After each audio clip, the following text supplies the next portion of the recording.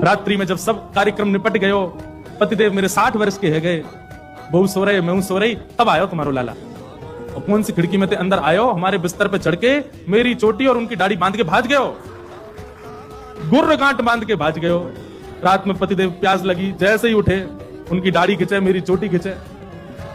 मैं कहूं कहा कर रहे हो, कहा कर, वो कहा कर रही हो, दोनों कहा कर रही हो मैं निकल गए।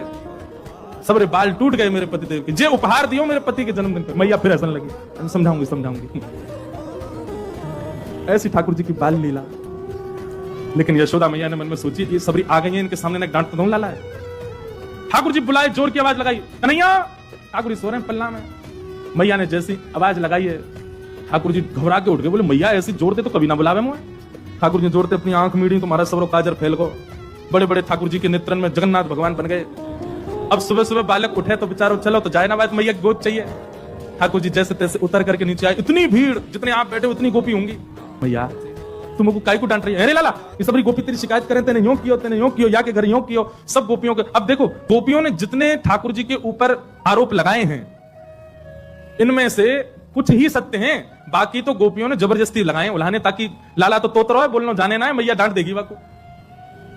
ठाकुर जी को जब एक बात कही जाए, लाला तू मक्खन चोरी करे, तो ठाकुर जी मन में आवे, हाँ करूं तो हूं, पर जब ये बात कहे तू बाकी पति की दाढ़ी आके चोटी ते बांध के मार, अब ठाकुर जी सोच रहे जे मैंने कब कियो, ये तो झूठ बोल रही है, तेने कुत्ता के पिल्ला ले जाके बैठा दिए जय की गद्दी पे। ठाकुर जी बोले जे मैंने कब कियो।